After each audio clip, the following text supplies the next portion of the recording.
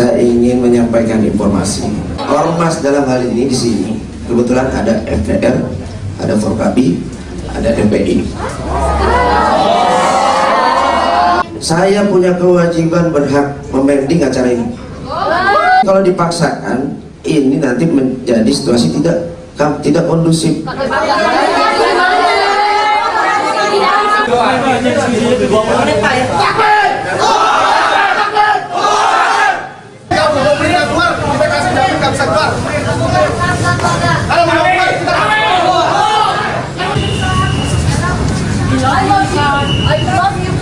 And you saw my tweet, and if you didn't, you make sure you see it. I am so proud of each and every single one of you. Today, you have shown not just Indonesia, but the entire Muslim world that it's possible.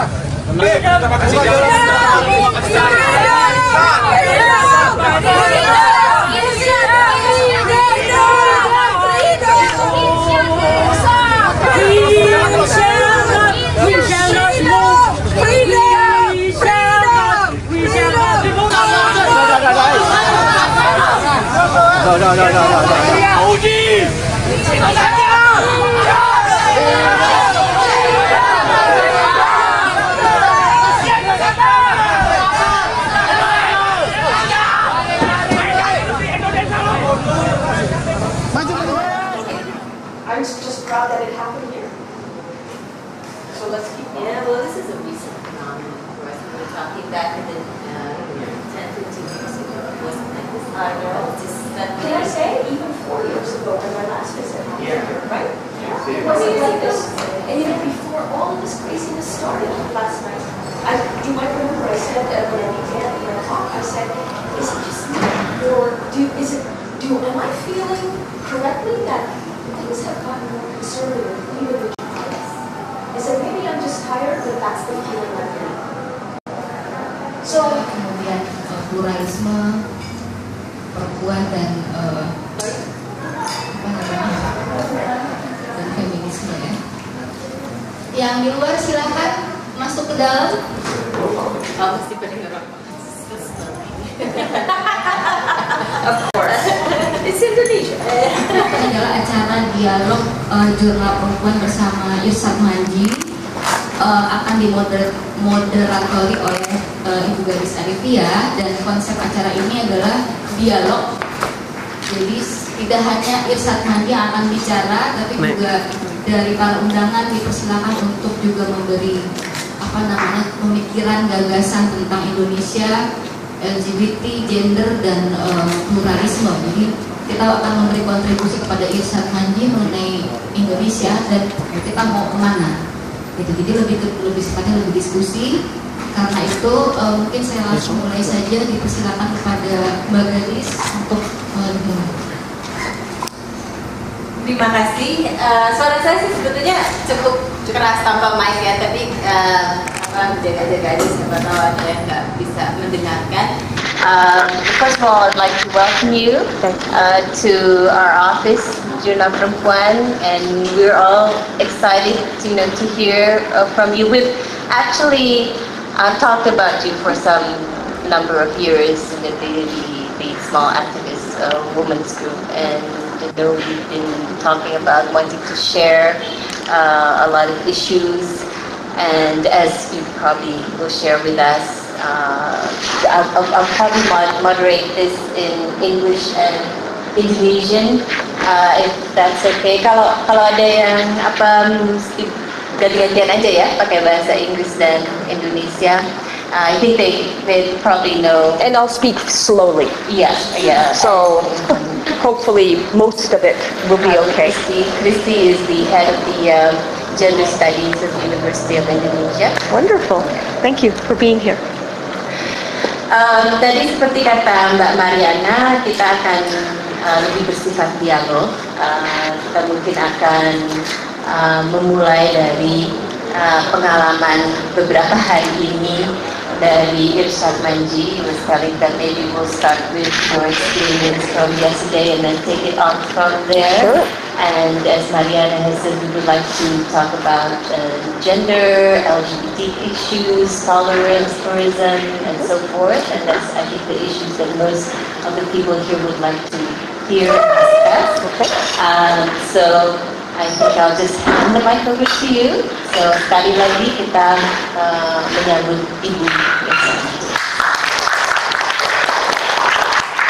Terima kasih, everybody. Thank you. Let me quickly ask for some clarification first. Would you like me to give you the details of what happened yesterday, or just a general thought about it? What would you like to hear? Apakah mau detail atau mau lebih overview general? Yeah? It's not too boring for you? Okay. So, from my perspective, everything started off very nicely. We were to have a dialogue on the stage, and then we would open it up to the audience very quickly. Because that's always the best part of any event for me, is what the audience has to say. And I said that at the very beginning, that we will go to the audience very soon. I tell you this because about 3 minutes into my talk, a gentleman who was in plain clothes began speaking quite loudly into his cell phone. And we did not know who he was, or I certainly did not know who he was. I figured just a member of the public, a very rude member of the public. So I said to the audience, why don't we just stop until this man finishes his phone conversation?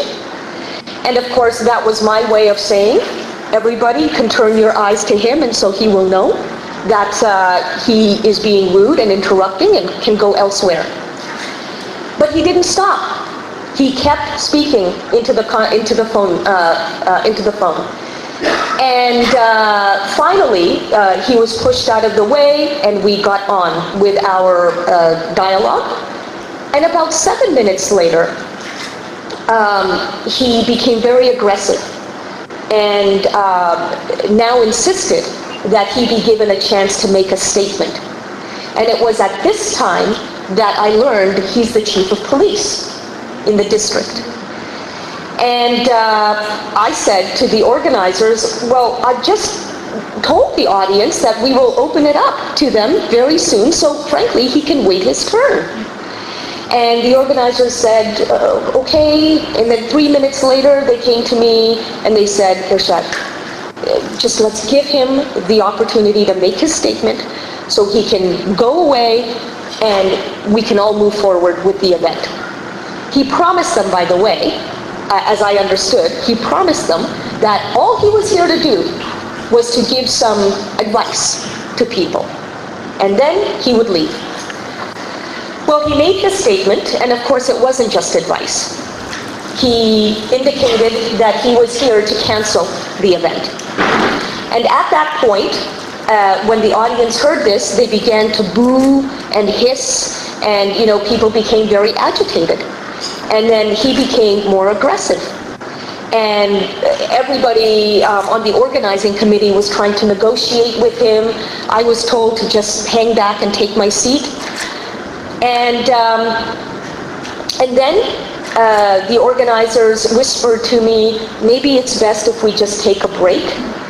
And I said, but that is canceling the event, because I know that when you take a break, it means you're not coming back to resume the event. And they said, no, no, no, we just need to cool tempers. And I said to the audience members, who were clearly very eager to get on with things, I said, would you like to just come around and, bring your coffee and come around the stage, because I'm not leaving the stage, I'm here. And so we can have our conversation. You don't even have to be in your seats. So that's exactly what we did. And it was a brilliant conversation, intimate, and strategic, and audience members had fantastic questions about strategy. not just about the same old issues, but about how can we become more effective in confronting the religious gangsters who are trying to shut this down as they have tried to shut down so many other, progressive events in the recent past. And so we held that conversation. I would guess that it maybe went on for 20, maybe even 30 minutes. And then the crowd outside, the gangsters, became more and more loud and more numerous. And at this point, the organizers said, we need to move into the auditorium. And again, I resisted because, we've already made a compromise, a big compromise, I said, which was to take the break. And our event will never be the same as a result. Then, to be honest, one of the organizers became very smart and brought her baby in. And at that point I said, okay, now, because the baby is here, of course, I can't just be here and risk the baby's life. So we agreed we would all move to the auditorium. The problem with that agreement was that I never got to the auditorium. As we were making our way to it, I turned around in one corner, and I was told, no, it's this way. Oh, okay, I said, and I walked over there, and it was the elevator. And I didn't know that the auditorium, I didn't know where it was, so I assumed that they were taking me to a second floor auditorium, but they weren't. They were taking me upstairs in order to basically hide me from everything that's going on down there. And again, I'll be very honest with you, I became quite upset. Not angry upset, not rude angry, but I said, I made a promise to these defenders of freedom that I would be signing their books and taking photos and engaging with them in discussion. And now you're telling me that I have to be up here? I said, no way. This is not fair. It's not fair to them and it's not fair to me. And they explained over the course of about an hour that, it's just too risky to go downstairs. And so what happened was my colleague, who is sitting up there on the stairs, Emily, she, maybe because she's right, was able to sort of go under the radar of the police's eyes and was able to go back and forth with the video camera, she came up and she showed me how the reformists, as I call them, the defenders of freedom, are here to stay, they're not leaving. And then I, at her great suggestion, taped a message to them. And she took that message down to them, to rally them. And in the meantime, tweeting out to everybody what was happening, and people downstairs tweeting out, that we're here to support freedom, etc. So there was communication going on among us, even though we were physically separated. I guess you could say about an hour later, at this point I had totally lost track of time, but about an hour later, maybe an hour and a half, lawyers who were called by some of the very experienced reformists in Jakarta, human rights lawyers were called, because apparently the police now wanted to take me to the station, and that was not happening. That would just not happen. And so the lawyers came, and finally I was told, okay, things are settling down now. And I don't think that was true, by the way, but I think that was their way of trying to convince me that really we have to leave the building. And so I said I will leave the building on one condition, that I'm allowed to go downstairs and make a statement to the reformists who have been so patient and so strong as to stay there despite everything around them. And so one of the people who was doing negotiations between us and the police came back to say, okay, they will let you do that. And they did. We went downstairs, and it was a crush of people, and I made what I think is probably a 2-minute statement, saying to them that they have shown tonight not just Indonesia, but actually the entire Muslim world, what is possible when you have faith, real faith, when you have faith in your people, and when you have what we call moral courage. And you could see 1 minute later, the gangsters were closing in, the pushing was beginning, you could hear Allahu Akbar, and frankly, I think some of the Allahu Akbar that I heard was also from the reformists saying to them, you don't own God, okay? God is not your monopoly, you know? So, but it was getting extremely, more than tense. It was getting dangerous. And so I finished up my statement and, you know, stuck my hand out, you know, victory and peace. And Emily and I made our way to the waiting car, which was a police car. I have never had a scarier experience trying to get into a car. I didn't think that I would get there. There were people all around banging on the windows. I didn't know if they were supporters or opponents. Police everywhere. I dove into the car. I had Emily's hand on mine because, of course, I can't lose my colleague. And she had her video camera still going. And she dove into the car. And she lost a shoe and a toenail. And we sped off with the sirens going. And the final aspect of the story that I will tell is that, and I didn't even know this at the time, because the police were taking us somewhere, the organizer who came with us gave the police a decoy hotel, the wrong hotel to take us to.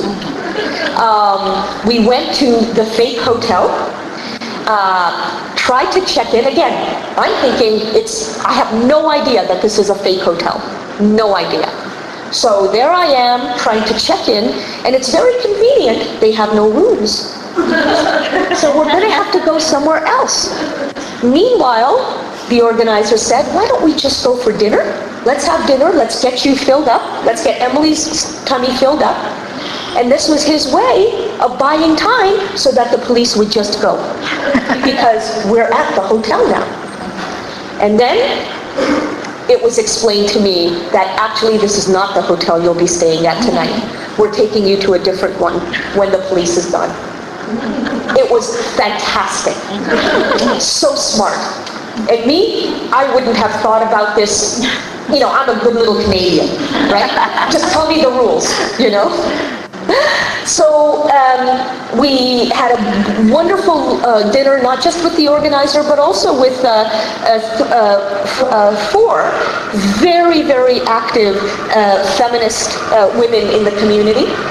And it was a real affirmation of why we are doing, all of us, what we are doing. And I learned that the next day, meaning today, a coalition of human rights activists, lawyers, etc. would be holding a press conference at 10 a.m. to discuss with the media the next steps. And my sincere hope, of course, and I put this on Facebook and tweeted it out, is that the efforts that have already been made by this community and will continue to be made by this community, that is the real story. And that, frankly, I truly believe that the reason we saw so many young people at the cafe yesterday stand their ground is that for years now, you guys have been, what we say in English, tilling the soil. You have been preparing the soil for, you know, these blossoms to shoot up. And it's really because of work like the kind that you're doing. That they had the courage to stick around and say no more. And this is the message that I'm giving to the media. Not just because it's true, that's obvious, but also because I don't want my visit here to be the story and then suddenly the story is gone when I'm gone. You know, we know what journalists are like these days. Very, very ADD, very short-term, very fickle. And this is the real story. So this is the message that I'm giving to all of the press whom I speak with. And I can only tell you that I'm extremely excited about what the next months can hold. I know you have all been there. I know that it feels very exciting in the moment, and yet progress is so difficult to move forward with and to actually see. Believe me, where I come from, I see that too, all the time. But there are very rare times, very rare moments in which I can actually feel the solidarity of many, many people willing to work together rather than become jealous of one another, which is a problem within any community, but including the human rights community. So I don't know the politics. I don't want to know the politics of who's, who's harsh with whom. What I'm saying is that last night and today, I feel like there is unity to make the next step. And this is very refreshing for me to see anywhere. And I not just wish you good luck. Whatever we can do, please let us know. Because the Moral Courage Project at New York University exists for this kind of work. Thank you. Saya kira tadi itu gambaran yang lebih detail ya dengan apa yang terjadi tadi malam. Tapi mungkin kita silakan. Tapi kita mungkin kali akan lebih mau berbicara mengenai Irshad. We would like to know more about you and more about your work, and you're an inspiration for all of us. We feel like I think this sisterhood is very important. Sometimes we do feel that my colleagues here, the activists here, something. Prof. Sulis, for example. Sometimes we feel like there are days that we are down. Yes. There are days that we think that Indonesia is not going to get anywhere. Before the Reformasi era, during the Suharto era, the authoritarian regime, we were against the state. Right. And then in '98, we did it. And we ousted Suharto. And we thought, here comes democracy, here comes feminism, here comes equality. But then, this religious fundamentalists, or you say religious gangsters, appeared before us. And then we felt like we've been working now over 10 years against them. Mariana has also been... she was actually a fundamentalist at one point. Yeah? Yes, and she was wearing the whole but then, so it's really wonderful to have somebody, to listen to somebody, to have somebody among us, from time to time to remind us that what we're doing is actually, it's something good, something valuable, and it's important. We sometimes don't feel that way. So I want to tell you a story. All right, so that will we would like help you to hear understand more about you, Well, thank you. And before you hear more about me, let me tell you a story that I narrate in my new book. And you'll see why it is in the new book. When American students are taught about the civil rights movement, they are, of course, always taught about Dr. Martin Luther King Jr. and about some of the other key names around him. But they are never taught about a woman, white woman, who came before him, a full generation before him, 20, 30 years. Dr. King, made his mark in the 50s and 60s. But this white woman, whose name is Lillian Smith, she came on the scene in the 30s and 40s when Dr. King was just a little boy. And she came from the south of the US, where segregation between blacks and whites was the strongest. And she was a best-selling author, very, very successful in her vocation. She began speaking out against segregation. And she was she would publish open letters to her fellow liberals in the Deep South. And she was mocked, and she was ridiculed, she was dismissed, she was threatened to the point where she couldn't even go to a university without having students sort of act as decoys for her and surround her. And you would think on that basis alone that Lillian Smith, she gave it her best shot. Sorry, but she didn't make any difference. The world wasn't ready for that message. But that's not true. Somebody was listening. And his name was Martin Luther King Jr. And I know this because in his famous letter from a Birmingham jail, he names a few people who are white and who really got it, who really understood the nature of segregation. And when I read the letter from a Birmingham city jail, I read it 5 times, and I didn't pick up on this name, Lillian Smith. And then the 6th time I read it, I thought to myself, who is this woman that he's talking about? Because I knew all of the other names. There were maybe 5 other names, but I'd never heard of her. And then I Googled her. And my God, her story is fascinating. So I won't give you everything of her story because actually it's in the book and I think you'll love the story. But the bottom line is this. When students say to me, but Irshad, what if nobody is changing because of the risk I've taken to use my voice and the efforts I'm making to, advance my society? I remind them, just because you can't see the change right now doesn't mean it's not happening. And you never know who has been transformed because of what you're doing today. So I want to remind you that even in those days of despair, remember Miss Lillian. Because it may be that a generation from now, a few minutes ago I used the phrase, prepare the soil, till the soil. You guys are planting the seeds for something beautiful to flower. And it may take more than 1 generation, but somebody has to plant the seeds. The flowers don't come from anywhere, right? So you need to understand that this matters every day. Remember Miss Lillian.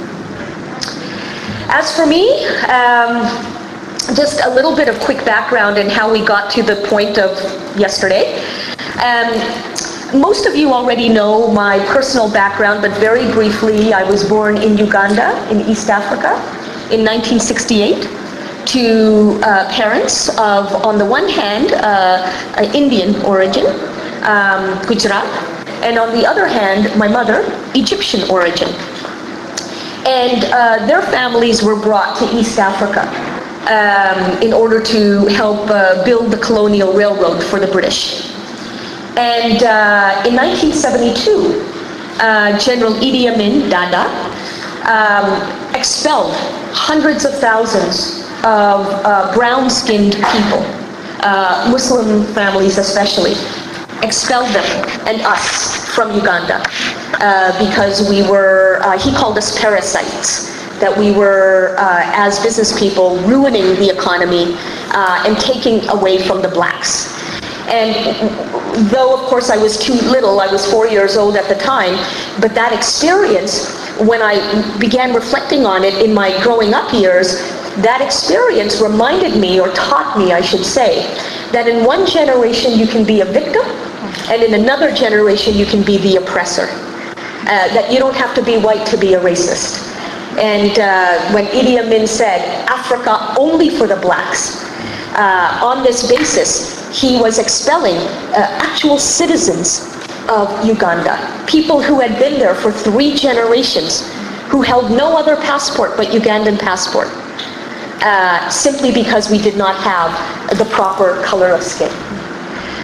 So this is an important point that I grew up with remembering, that it's not just one group that is ever the only problem. And that is where my interest in what Robert F. Kennedy called moral courage came in. Moral courage is the willingness to speak truth to power within your community for a greater good than just what benefits your community. And Kennedy pointed out that there is no more painful backlash than the one that comes from your own people. And this is why moral courage is more rare, he said, than bravery in battle or even great intelligence. But he also called it the one essential quality that is necessary to change a world that changes with a great deal of pain. And so with this idea, it was a natural sort of experience that when I went to the Islamic religious school, madrasa, from age 7 to age 14, I would be asking questions. Questions like, well, why can't Muslims take Jews and Christians as friends? I don't understand. And my madrasa teacher told me, either you believe or you get out. And if you get out forever. So I got out. But as I explained to my own mother, I got out of the madrasa. I did not leave Allah. Very important distinction. And for the next 20 years, I studied Islam on my own, not as the only thing that I was interested in. I was a thoroughly, integrated kid. Ran for student body president and was in the school plays and, played volleyball and all of the things that, young people love to do. A very multifaceted life. But in between all of those things, I went to the library to study Islam on my own, without my teacher's prejudices infecting my interpretations. And that's when I learned that Islam has its own tradition of critical thinking, called ijtihad, and that we, young Muslims, are not being taught about this tradition. And so, over the next many, many years, I kept writing about my questions, and Muslims, of course, would dismiss it, because who was ever holding them accountable? Nobody was ever holding them accountable for what was going on in the community. And non-Muslims would say to me, well, okay, nice article, but that's what you people over there do. It's not about us. And then, of course, September 11th taught everybody that we live in an interdependent world, and that what happens within the fold of Islam affects countless lives outside the fold of Islam. And so this is not just an internal discussion for Muslims. It's actually a very public conversation that needs to happen. And I wrote an editorial for a big newspaper. It was called We Muslims Need to Have Introspection, Need to Have Self-Criticism. And the editorial received a flood of response, both negative and positive. And based on how much interest there was in finally discussing these issues, I decided, okay, I have to write a book about the questions that I've had ever since I was a child. And that was my book that you know me for, which outside of Indonesia was called The Trouble with Islam Today, and inside Indonesia is called Faith Without Fear. And this was part of, having these translations, part of a strategy to reach young Muslims around the world.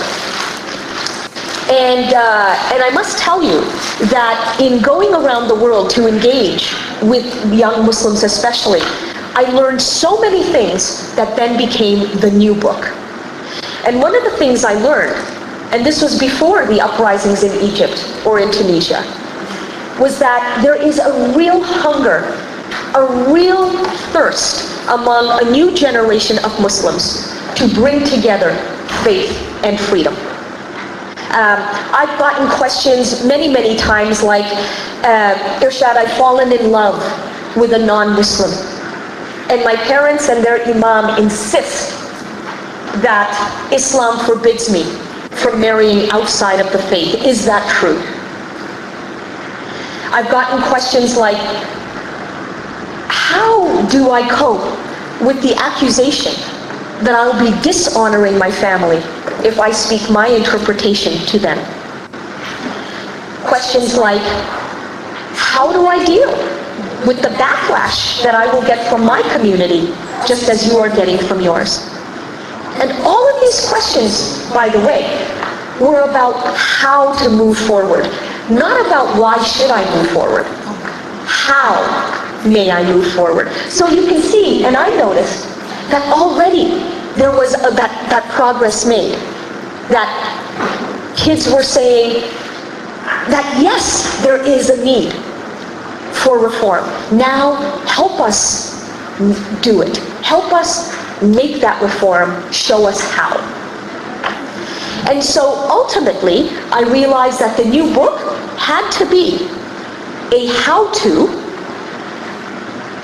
first and foremost, how to conquer your own fears and how to develop moral courage.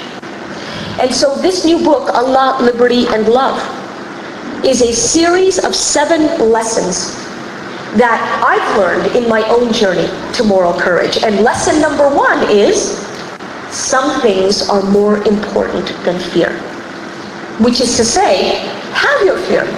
No one is asking you to be fearless. You're human. Of course you will be afraid.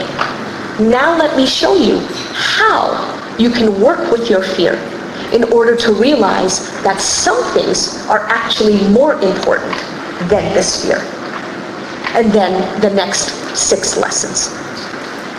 So, my hope, my prayer, my intention, my niyat, is that this new book will now be, in my own moral courage project, the next step towards helping individuals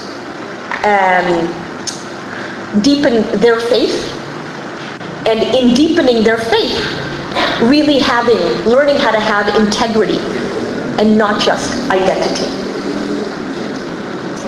Integrity, not just identity. And that's chapter 2, by the way. And finally, this is of course what brings me to Indonesia. I will tell you, by the way, that we are, even though it may not feel so much every day like this, we all are living in a new time. 10 years ago, The Trouble with Islam Today, or Faith Without Fear, was published very late in Indonesia. It was published about 6 years after the earlier book first came out.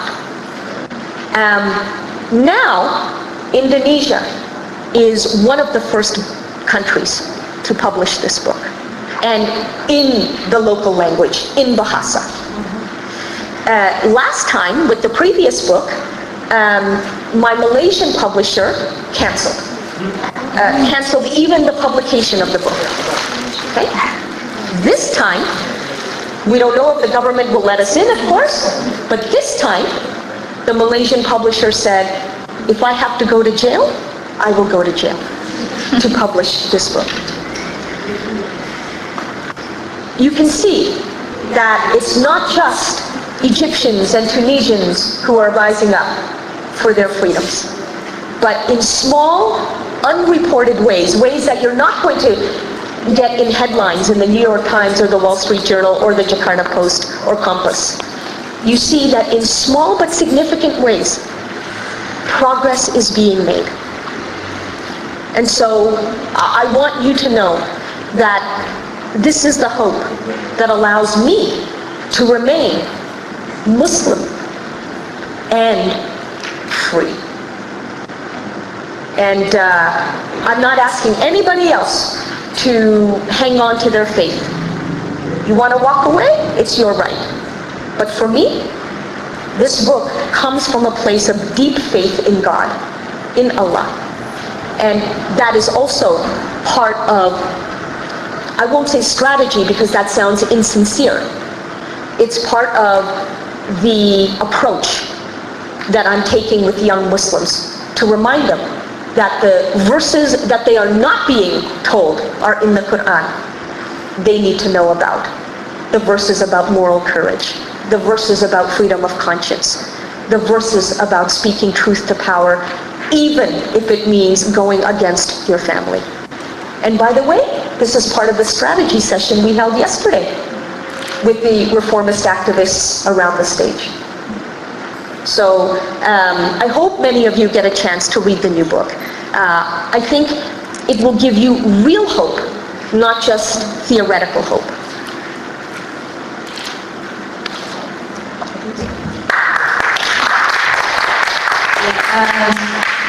Kita dari Jurnal Perempuan akan menghadiahkan bagi teman-teman di sini bukunya Irshad Manji. Jadi karena menurut saya juga belum baca.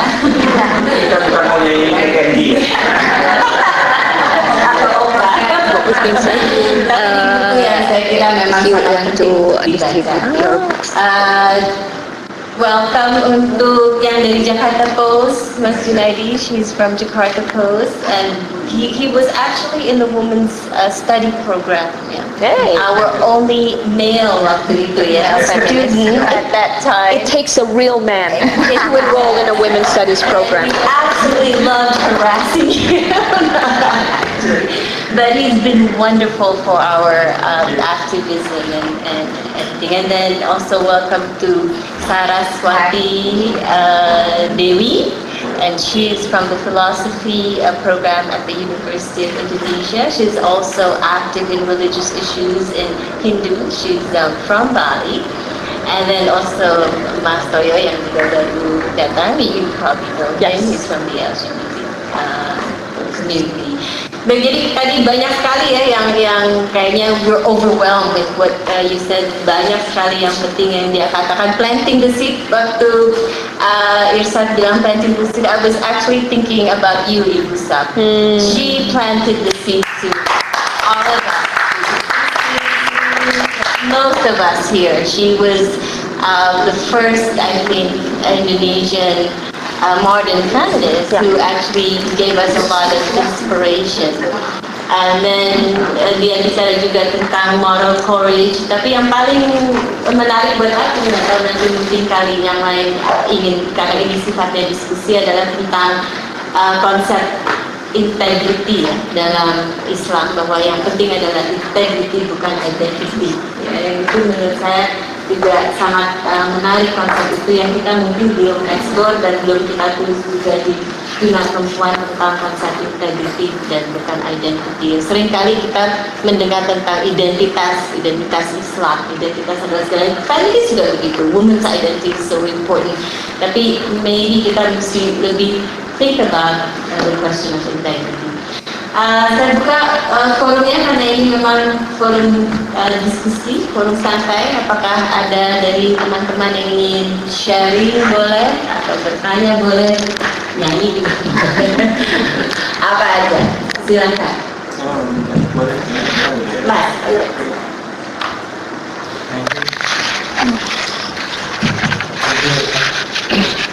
Saya Mbak Lisa introduce me that I'm from Jakarta. I also the journalist association called Sejuk, journalist association for diversity. We have several workshops among mainstream journalists and student women campus magazines. We like campaigning among other things gender issues, including LGBT. We try to ease and educate stigma about LGBT journalists. It's really hard. The stigma and label stereotypes about LGBT still happen among journalists, even in mainstream journalists, not just students. Also, what we found that among journalists, in general, students in the state university are have a narrow-minded into what is LGBT. They think that it's sinful, cool and something. But when we try to convince them and and meet them with the transgender, with the lesbian. Okay, and then they realize that they are human, they can accept something like that. So that's what we do. But something I'm happy that you are finally came here, showing to the world that Indonesia has like different types of Muslims, different type of immigration. Although like last night, I was in an editorial room. I asked my reporters to maybe you have met Dina. I will be meeting Dina. You will be meeting Dina. Yeah. I plan to meet her. That's yeah. Let me say my sympathy. That's what last night. But please be still continue that don't. No problem. That's all I think. Thank you for coming. Thank you very much. Thank you. I don't know if and I'm being honest and serious, I don't know if after last night and after whatever happens in Solo, which will be on Tuesday, and I am going, I don't know if the government will let me and my colleagues back into the country. I hope this is not our last visit, but it might be. I just don't know. So if I'm not coming again for a long time, blame the government.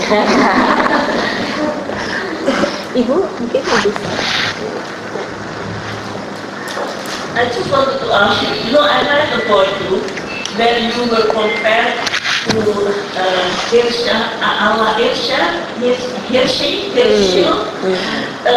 and you were described as being like maybe what you said, your faith and all that. You gave a true believer, and she is an infidel. So what is your comment on it? Do you remember the newspaper? Was it the New York Times that you read this? I didn't read it in the New York Times. Oh. I read it in the when I was browsing for you. I see. Well, the only reason I asked, you'll like this, if you had read it in the New York Times, is the Times 4 years ago did a major feature comparing and contrasting me and Ayan Hirsi Ali. And I was giving my answers to the journalist questions from Indonesia. Okay? And I said in my various emails to him, the fact that I'm in Indonesia, speaking mostly with Muslims, should already give you a sense that the place that I'm coming from, as opposed to walking away from Islam and declaring it unreformable. So I just found that, that coincidence very, very nice. My comment, well, I'll keep it short and simple. Ayan and I, first of all, let me say, are friends. Not close friends, but we're friends. We have very, very deep disagreements, intellectually. She has argued that Islam is inherently violent and therefore cannot be reformed. And I am arguing that Arab tribal culture has colonized the faith of Islam. And that if Muslims are going to have any credibility telling outsiders, don't stereotype us, then we first as Muslims have to stop stereotyping ourselves by allowing freedom of thought, diversity of thought to flourish. So obviously I'm speaking from within the fold and not as a strategic matter, sincerely. And she sincerely is speaking from outside the fold. Now, I will tell you something that I can't prove, but I will tell you that twice I have been informed by a very good friend of hers and mine that Ayan has now changed her mind and has adopted my position that change is possible and it needs to be worked for. But I said to this mutual friend, until I hear it directly from Ayan and in public, I don't believe it. So for now, we still have major intellectual disagreements. But the nice thing is, we can have debates on stage, on Fareed Zakaria's show, on CNN, and still, you know, we will be, as we get animated about our points, still, I will grab her hand or she will grab my hand and we'll be saying to each other, but wait, like good friends do, right? There's no hostility. There's no animosity. And we laugh with one another that we can't do this with an imam, for example, you know? So it is genuinely a civil discussion and disagreement rather than an acrimonious one. Tadi itu mungkin menangkap ya perdebatan posisi antara Aryan Hirshad dan Irshad Manji. Silakan.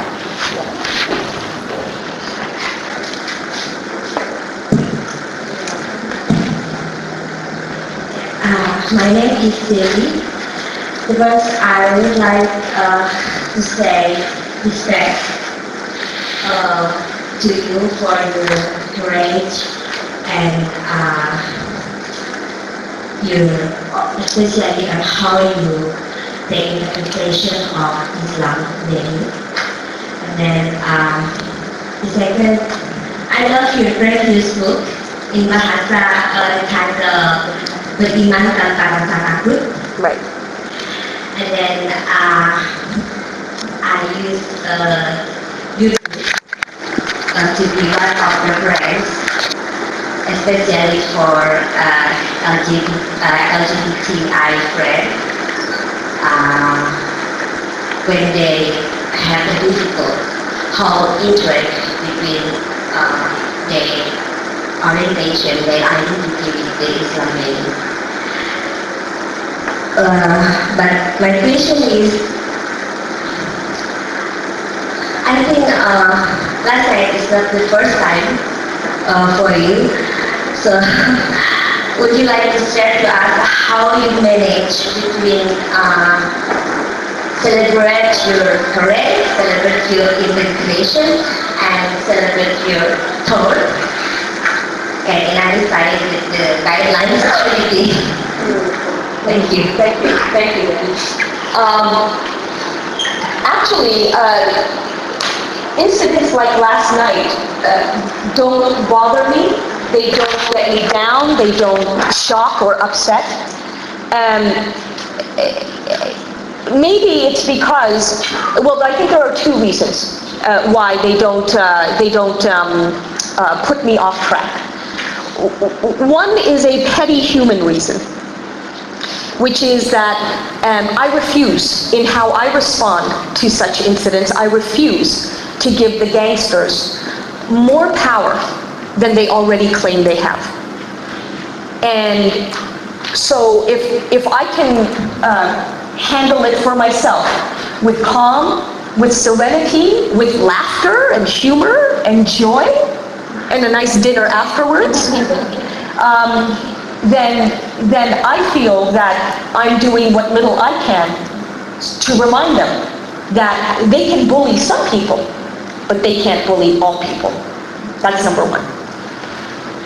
But then there's a more positive way of balancing the joy and the days of despair. What allows me to sustain my joy and conviction is my gratitude to Allah. And what I mean is, and by the way, I talk about this very early on in the book. What I mean is, you know, when my family and I came to Canada as refugees, we were given our raincoats at the same time we were given our freedoms. We did not work for these freedoms like you guys are doing. We did not shed blood for these freedoms. We did not fight for them. We did not even earn them in any way.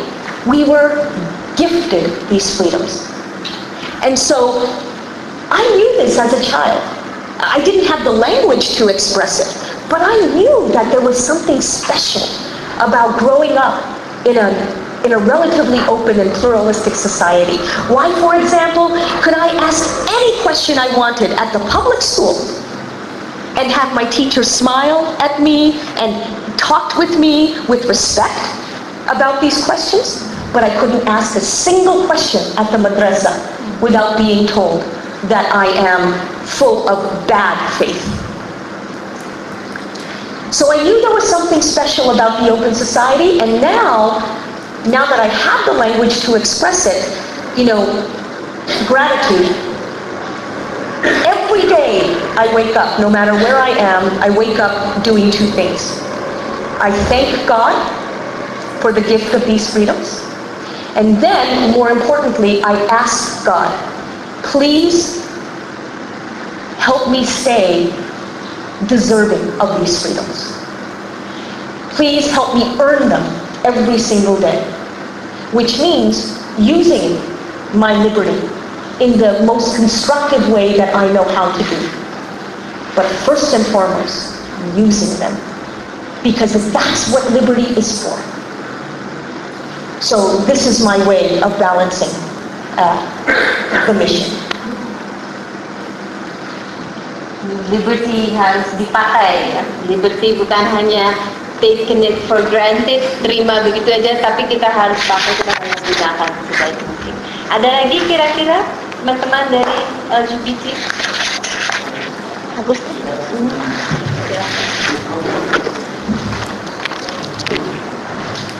Bahasa Indonesia. Saya senang sekali bisa datang ke kedua kalinya, teman-teman saya. Sebenarnya kita mengatakan bahwa beberapa tahun yang lalu mengangkat saya terus-menerus, tapi saya tidak menerimanya. Tapi saya supervisor di sini, dan dari minggu pertama, kalau yang kedua ini saya harus melihat ini di website Irshad yang bahasa ini, dan saya pikir agak berbeda ya, karena kalau yang ini lebih berbicara tentang apa yang kita sudah punya tentang kebebasan itu sendiri. Yang satu mengajak kita semua untuk bagaimana kita beragama atau tidak beragama. Nah, situasi di Indonesia kan sekarang semakin berbeda ya dengan ketika Irshad datang tahun 2009, di mana kelompok fundamentalis agama atau Islam suka menyebutnya sebagai pasar-pasar agama itu sudah mulai menguat. Jadi saya ingat bahwa ternyata ketika yang sekarang itu justru saya melihatnya lebih Islam justru lebih muncul ya, dan saya yakin bukunya ini akan lebih dicari. Saya ingin bertanya kepada Irshad kalau tentang situasi LGBT di Indonesia ya. Apalagi sebentar lagi ya, tidak perlu internasional di homofobia, dan kemarin itu kita sempat email-emailan bahwa kita harus menjadi strategi ya, untuk lebih prepare dengan keamanannya, karena situasi di Salihara ya, yang belum lama dan waktunya sangat dekat tanggal 16 kita udah mulai. Jadi menurut Isma bagaimana sih cara kita meng-counter situasi-situasi seperti itu, yang saya yakin sebetulnya kelompok itu nggak banyak ya, tetapi suaranya yang besar dan menyedihkan sekali, karena ternyata polisi lebih menuruti yang jumlahnya suara lebih besar tapi jumlah lebih sedikit. Jadi menurut Isma bagaimana sih sebetulnya kita menyikapi situasi seperti itu, meng-counternya, bagaimana strategi pergerakan untuk kelompok LGBT sendiri? Thank you, Augustine. And next time, reply to my emails. I don't come here pretending to have all the answers or any of the answers. Remember, this is a discussion. So you are here to advise me, not just me to advise you. With that said, this was one of the questions we addressed in the strategy session around the stage last night in Salihara. And I tried to make the point that liberal or feminist or reformist activists are always saying to me, Irshad, I can't debate with these gangsters. They know the Quran in a way that I don't. I don't have the scholarship. I don't have the knowledge. And I kept this fear and concern in mind when I wrote Allah, Liberty, and Love. Because one of the things I've tried to do is equip readers with some incredible passages from the Quran that you will never be told about by the clerics or by the politicians. Because if you knew about them, then you could say that, wait a minute, there's this other verse that either you don't know about or you're ignoring. And either way, it undermines your credibility. I'll just give you a quick example. A verse, very simple one, chapter 13, verse 11. God does not change the condition of a people until they change what is inside themselves. Okay? This is a call for self-criticism. And for recognizing you're not just a victim, you fundamentalist, you're not just a victim of US foreign policy or Israeli Zionism. Okay? You have to point the finger at yourselves as well. All of us do. And that's right out of the Quran. There's another beautiful one. Chapter 4, verse 135. Believers, conduct yourselves with justice and bear true witness before God. Now here's the great part. Even if it be against yourselves, your parents, or your community. Against your parents or your community. Which means, don't worry about who you're going to offend. You must speak the truth, bear true witness before God. And again, you guys know that of course this is what we need to do. What I'm saying is, this is a passage. You need to commit to memory or have it in your back pocket. Whip it out the moment you get the opportunity and say it to those people who think, well, they don't think at all, who believe that they have all the answers. And then finally, because I'm not going to get into a theological argument here, but finally, there is the most ingenious, most amazing passage from the Quran that I have not read in any other scripture. It's chapter 3, verse 7, and it states, some of the passages in this book, meaning the Quran, are precise, and other passages in this book are ambiguous. And it is only those with disbelief in their hearts who will focus on the ambiguous so that they can dictate certain interpretations to everybody. And then this passage ends this way. Believers, understand that only your Lord knows the full and final meanings of this book. Now this is a call for humility, so that those who claim they have a monopoly on knowledge and meaning are actually violating the spirit of the Quran by playing God with everybody instead of recognizing that they are one among many, many voices and that only God has the full and final truth. Again, commit this verse to memory or put it in your back pocket and have it ready.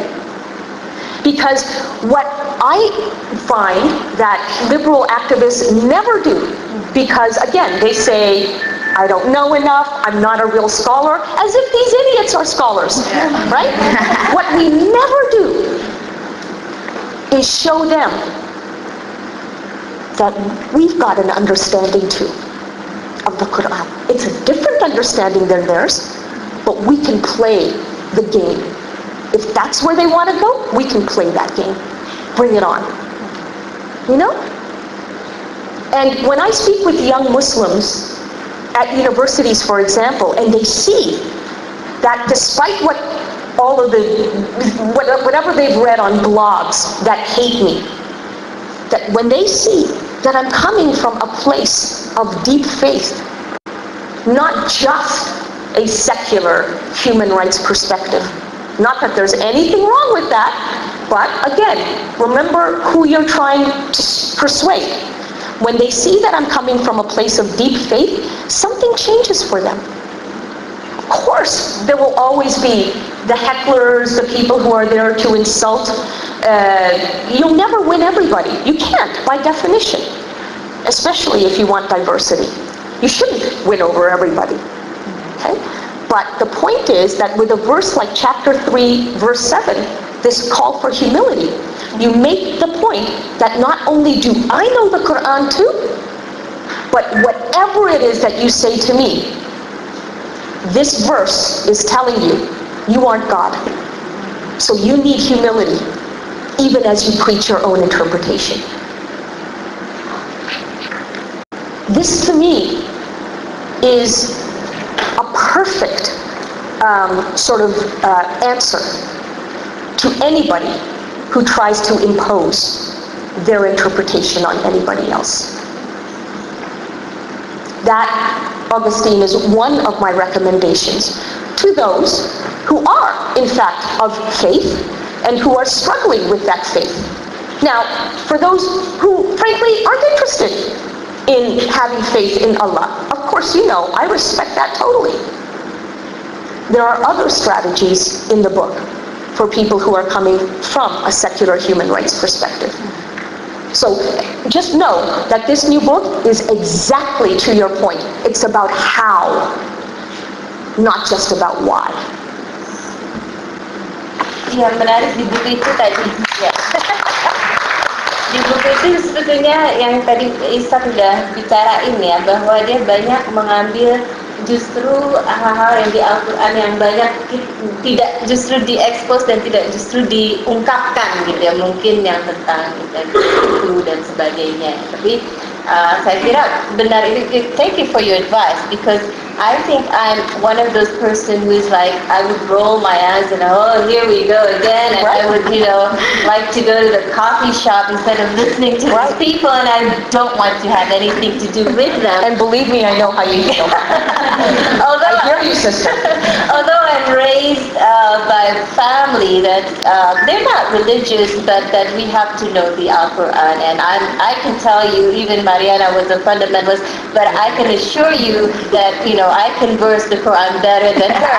But I've never had an interest in Al-Quran or God or anything like that. But that your advice, the how-to, bagaimana kita menghadapi orang-orang ini, dan bagaimana dia bilang, kita nggak perlu knowledgeable, tapi kita coba tulis beberapa ayat yang kita hafal, kita taruh di our pockets dan sebagainya, dan kita keluarkan sebagai senjata. That's a good strategy. Allah Akbar.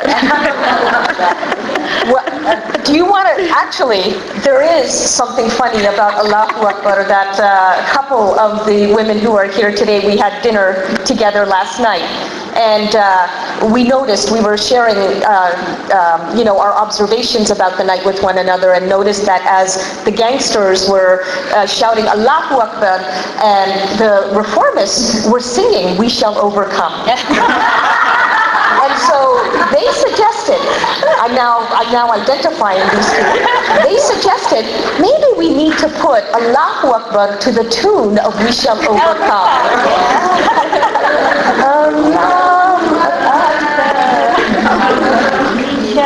Exactly. It worked last night. Maybe we were all just so tired that we didn't notice that we were out of tune, okay? But I encouraged you, right? Absolutely. Get your singing voices on. And, make that a recording and put it all over YouTube. Seriously. Because that's another way of, how can I put this, defanging. There's a better phrase for it. And forgive my foul language, but taking the piss out of the gangsters. That you're using their language, and in many ways, frankly, mocking them. But also doing it in a way that does respect the social justice that, a loving Allah can be about. To me, it's just a brilliant idea. It's actually in the Judith Butler book as well, Yeah. Gender Trouble, about parody and how to destabilize. Allahu Akbar, Allahu Akbar, Allahu Akbar, Allahu Akbar,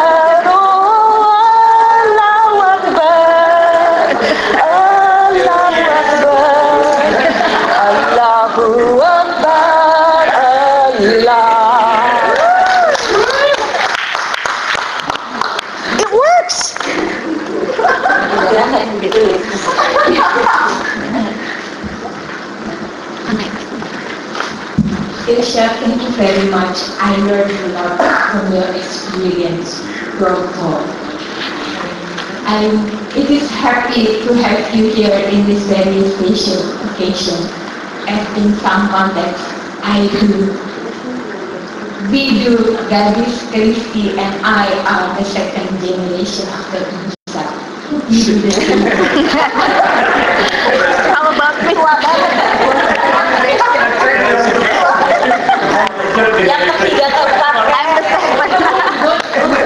We stand on their shoulders. They make us taller, right? Yes, we do the same experience. We are fighting for fairness in the business and everything like you do. But it makes us facing with loneliness, anger, because we are facing with authority in our own faculty, our own university, perhaps also the Minister of Education.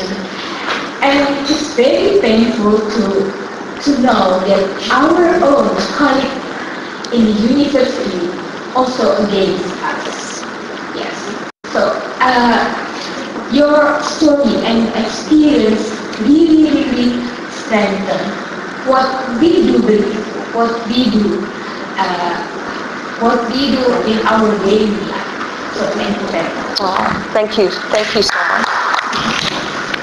I would probably also like to point out that, sometimes people think that Indonesia is an Islamic country.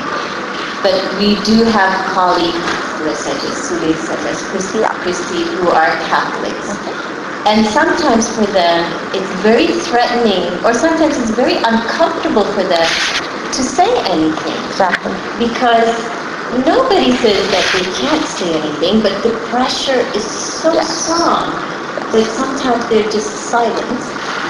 And, but they have hope to us, to all of us, to change Indonesia. Well, Indonesia was not like this. This isn't recent. Oh, believe me, again, forgive me if I said this already, but I started off last night's event by saying to the audience that, is it just me, or has the energy of even Jakarta become more conservative just over the last 4 years? I said, maybe I'm just tired, so I'm misinterpreting. You will tell me, I told the audience, but I feel that this is a much more conservative environment than it used to be. So, it's taken more than 4 years to get here, but even I've noticed, I was going to say something. So also, right, the how-to. Like everybody here, I've had my fair share of situations in which people are playing games with me. That I know people are not being sincere when they tell me an argument, and that what they want to do is label, so that other members of the audience will somehow go, ooh, and then will think of me and my message differently. So throughout Allah, Liberty, and Love, again, I tell stories based on real experiences and then come out with a lesson of how to deal with experiences like this. And for those here who, for example, are not Muslim, and who sometimes feel, well, I can't comment if I don't represent. One of the points I make in ALNL is that, it's interesting. Muslims in North America, in Western Europe, in the Muslim majority world, including here in Indonesia, love to comment about U.S. foreign policy. And that's their right. Of course they should be able to do that. But does anybody say to Muslims in Canada, in Europe, in Australia, in the Muslim majority world, you can't comment. You don't know American culture. You're not part of American culture. You don't understand what politicians there are going through. You don't represent Nobody says to Muslims outside of America that you have no right to speak about US foreign policy. Nobody says that. Then why does it make any sense to say to a Catholic, you can't comment because you're not Muslim? Again, there are concrete responses that you can be ready to give to those who play these games. Because all they are is games to shut down conversation before it can even begin. And at the very least, even if you can't remember in a moment of shock, I know there's a response to this, but I can't remember what it is. Even if you can't remember whatever response I've suggested, always remember, identify that this is a game. And you're not expecting me to know that it's a game. You're expecting me to play on your terms. I'm not going to do it. You're just playing a game right now, and I'm going to tell the entire audience, right here and right now, that all this is politics. So now, let me get on with my point. You know, don't give these people the kind of power that allows them to reframe the debates or the issues. In fact, I don't know where, oh, my bad. Can you just, there's a great example from Indonesia that I included in the book because this happened in the last visit, excuse my pantyhose, this happened in the last visit that I made, and this is one of the big stories that, you know, I tell in the book. Hold on one second, I'll make it worth the wait. Okay. So in this final chapter, I'm reminding the reader of the various arguments that are made against reformist Muslims. And I say that one of the things that silences reformist Muslims is the "who the hell are you" hand grenade that is thrown by Muslims in the form of this accusation. You're not a scholar. Or this sentence from Muslims who can't argue with the scholars that you do quote. In other words, if you quote a scholar, moderate and conservative Muslims will always say, well, he's not a real scholar, or she's not a real scholar, okay? And then I say that in my experience, reform-minded Muslims let these kinds of games smash our confidence. And I'm saying this can change. Now here's the example I give of why it can change. At an event on my Indonesian book tour, a woman from the local Islamist political party stood up to dispute the idea about democratizing ijtihad. If my teeth need to be fixed, she said, I go to a dentist. If I need a heart transplant, I turn to a surgeon. Similarly, ordinary Muslims, she said, are not qualified to think for themselves. So we must go to religious scholars. The best answer came from an Indonesian guy who was sitting right next to me on the panel. I say, he gave the best response I've ever heard. He said this: medicine has an expression, first do no harm. Now this is him talking to the Islamist lady. When dentists and doctors harm people with their diagnoses, they can be sued for malpractice. So if you're going to compare religious scholars to medical professionals, Muslims should have the right to sue scholars when their conclusions harm people. In effect, he said to her, Irshad is doing this by exposing their damage in the court of international public opinion. And you know what? She had no answer for him, but better yet, he made the entire audience crack up because it was such a clever comparison that he made. And then people kind of, you know, yes, it is possible to have responses to these sorts of, you know, accusations. And I say in the book that I learned a new phrase from all of this: mullah malpractice. So again, this is the point, that there are concrete responses that you can learn from the experiences that I talk about in the book. But the most important thing to learn is you don't have to have your confidence undermined. There's always a way to respond. And if nothing else, if you just don't know how to respond, remember, these people play games. Call it a game and move on with your own point. A game. That's all it is. It's just a game. Okay, ada lagi? Silakan.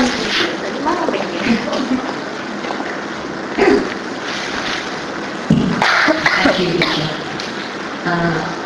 My question has to do with myself, actually, and maybe many other friends will ask this question as well. So I would like to learn from you whether you have ever had the experience of being unsure about your stand, so you are not that brave, because I have to say that sometimes I feel that way. So I think I will be brave if I am very sure about my stand. Right. But the problem is sometimes I'm not very sure about my stand. For example, there is also talk about this minority things. For example, I'm not Muslim, even when I'm not practicing my of religion as well. But you know, I am sure maybe that what I think is the best thing, like this plurality, this democracy, but when it goes into the reality, then sometimes I feel not sure anymore. Because, for example, when we deal with what is that, opposition, conflict, further fight, for example, then I will be thinking like, well, we are from the minority, so just withdrew. Right. Something, so, and I think maybe many of us feel that way also. We are not very sure sometimes that we are not brave enough to do. So how do you deal with that? How to make yourself very sure? For example, I just would like to give an example. I am very sure that Islam is not that picture that people like FPI give us. Islam is very peaceful. I really believe in that. So sometimes I told we had discussion with, I have a very a student who is a very good friend of mine. She's very Muslim. She has this big, and then I told her, you know, I think I'm more Muslim than those people. they are not really defending Islam as they say. Right. But then she said, don't tell in public that way. It's very dangerous. So I just would like to have your sharing about how to make yourself more sure in order to be more brave, to be braver. Thank you.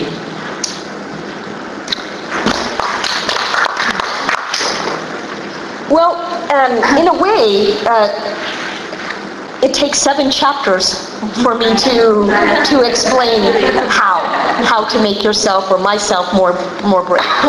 But let me very obviously, respectfully, challenge the notion that you have to be really sure of your position in order to be brave. One of the bravest things that anybody can ever say is, I don't know. I don't know. And there are times, and you can understand my position, when I'm asked questions where the questioner is desperate, looking for hope, and wants a simple answer. And whatever answer exists, if one does, sometimes I don't know what that answer is. And I'm feeling the pressure to not let this person down. But in honesty and humility, I have to say, I don't know. But you've got me thinking. And I'm going to think about this. And when I do have something to share with you, I will. I know that you're in a different position. But if it's Muslims, for the moment at least, that we're talking about, who are pushing you into a corner, it goes back for me, I won't be a broken record about this, to chapter 3, verse 7. Whip it out of your pocket. Humility. This is the passage about humility. Okay? And the beauty is, it's not coming from you. It's coming from the very book that they claim to revere. All you need to do. And then, walk away. Believe me when I say that no matter what they yell and scream at you afterwards, this will shake them. And in their private moments, when they don't have to be on message or on script or do a performance for anybody, in their private moments, you will have gotten them, frankly, doubting their position. They may never tell you that, but I'm telling you that whenever I've said this publicly, there have always been people who later email me to say, I hated you, and in some ways I still hate you, because now you've given me something that I need to think about. Go to hell. You know, right? But something in them has made them want to say, okay, there's this in the Quran and I can't ignore it if I'm going to be a good Muslim.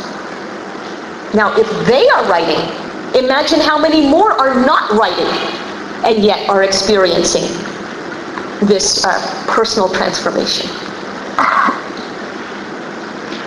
As I say, there's more, much more. It takes 7 chapters to fully explain how to develop that confidence. But I can assure you, it is not by having to be completely convinced of your own position.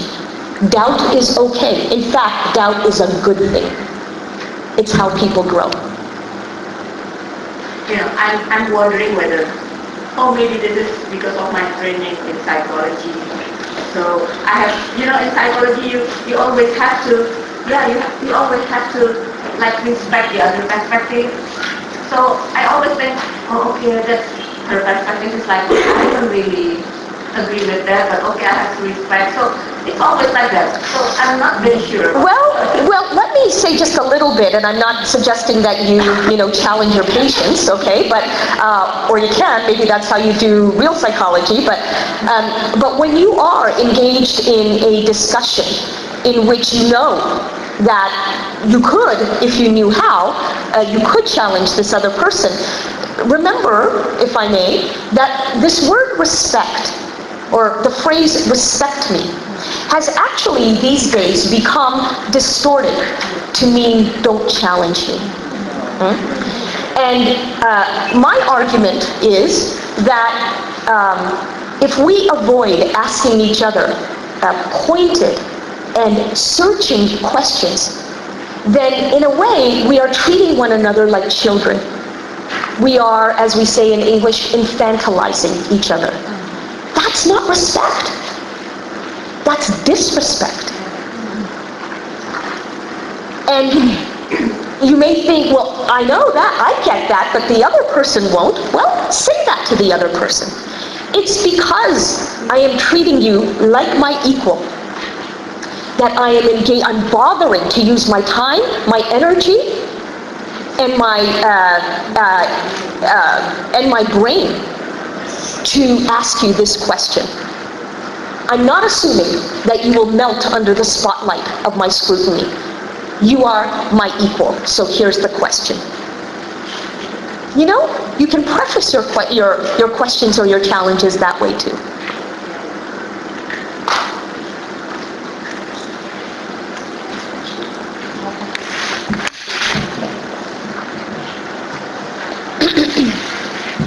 It's an honor to have you here. Thank you. Actually, I'm a newcomer here to this group. My everyday life is a corporate lawyer. I don't discuss these kind of issues. And so my question will also sound not very intelligent. But I wanted to ask you, because in what you're saying, it seems that it's very important for people to have discussions, to discuss. And I think that in any field, you feel more comfortable when you know yourself. But it's true that when it comes to Islam, you just don't want to say because I just don't know the book. But there's something about the fact that actually I listened to someone, another expert on gender in Islam, that also said that actually we should basically are able to find the interpretation that we need in order to actually make the reforms. My question is that to what extent is absolutely necessary that in becoming a modern reformist Muslim woman, trying to live her life as a Muslim but in a modern way, that you have to justify yourself when you're challenged with scholarly thinking? Is it not enough that you just do it and have confidence? I have faith that I believe that God loves me as I am. Awesome. Not because, and He will not love me more just because I will take the veil or do other things. Right. I have confidence that Quran is actually very liberating, but I don't know. Right. I'm just saying, for most of us, we live it. We live being a Muslim feminist without knowing. Right. We believe it. Is that not enough if you don't have, I mean, you're very learned, and I'm sure everyone here is, to actually be an example of feminism? Does that have any value in the struggle? Because I think it's for me easier to be that way, because I don't like to argue about something that I know is inherently right, and it's just a lot of energy for me, and I'm busy working as a lawyer already, so I don't want to think about it. I just live my life. I say I'm a Muslim, this is what I am, I believe it, and I believe that it's integrating the love of Allah is what makes me as a powerful woman. But I can't explain it if you want me to explain. So I don't know whether that has any value. It's also the veiling thing, which is it's an issue that's very tense these days. Yeah. Anyone that wants to succeed in politics will have to take the veil. Right.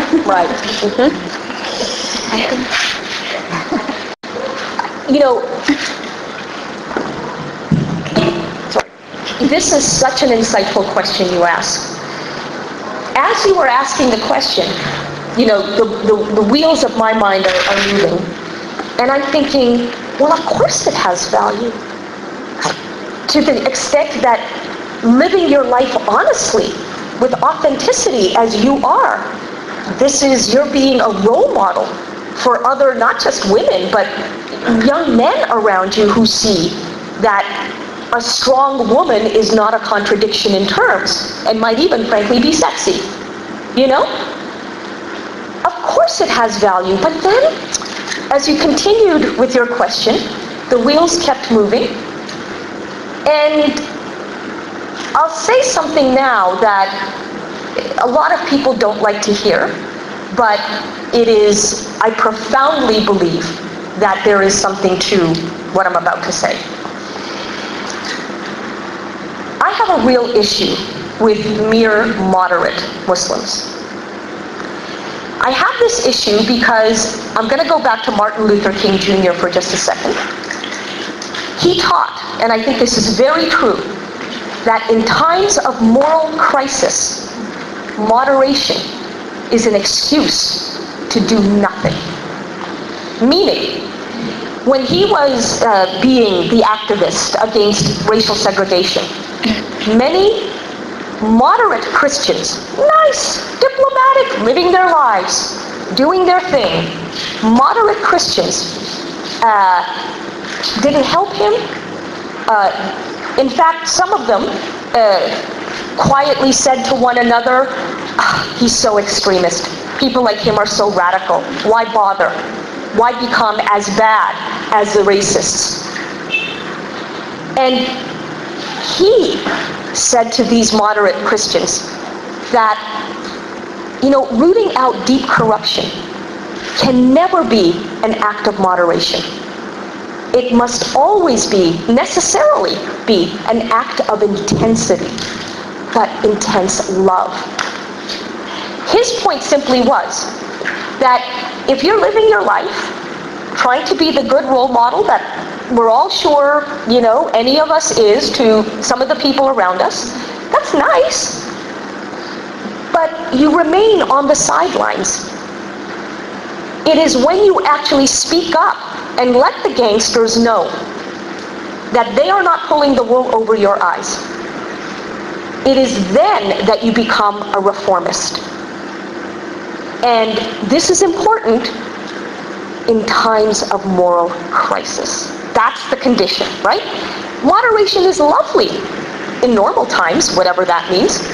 But when you know that massive abuses of power are taking place in the name of your God or in the name of your community, it's a moral crisis.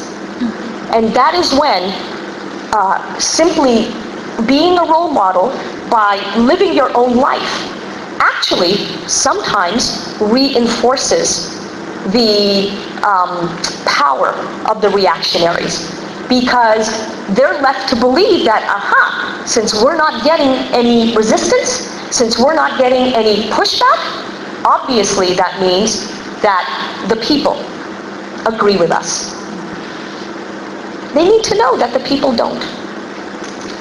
And when it comes from, frankly, somebody as accomplished, as learned in your own field, and as professional as you, well, that's an image that also will inspire other young people, not just women, to realize that, yeah, you can be an activist, but you can also be a corporate lawyer.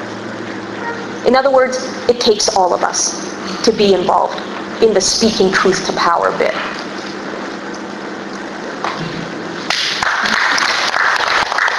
So Natalie, welcome to our club. She's going to be an activist.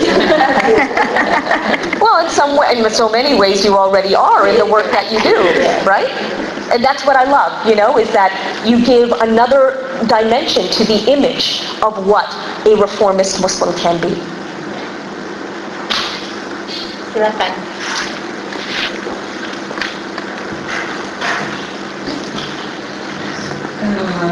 Irshad, my identity card is Catholic. I never practice my yeah, it's just like a but I also know that this is a big battle actually, because when this is I can say this is a Muslim area that sometimes I feel very fear actually in front of people who can speak with their Quran. Right. So knowledge is power. So everyone who has a power of knowledge of Quran, for example, they will use that one. So, but I also know there is some strategy that I always use. For example, when people ask me, every people here always ask me where do you come from. So I will say Palembang. Palembang is South Sumatra. South Sumatra is very Muslim, very Islam. So they never then question about my religion, because they always embrace between identity based on religion and identity based on charity. So that's very, for me, that is very clever strategy. Yeah. Because I always use that until they know that I'm non-Muslim. So every time I came to, for example, the area out of Jakarta, for example, will invite me to talk in front of many women who wear jilbab. That actually frightened a lot because, you know, jilbab always symbolization of fundamentalism. So the thing I always use is human rights. I always use women rights, human rights, but it's not really smooth as well. My stand position is feminism, so that's also very subversive. I always aware about that. But the problem when I realized in this generation, in the school, for example, junior high school, high school, now the debating contestation about religion is very high. Yes. That's bothered me a lot. Because for me, maybe I can use my tactic. I'm from Palembang, yeah.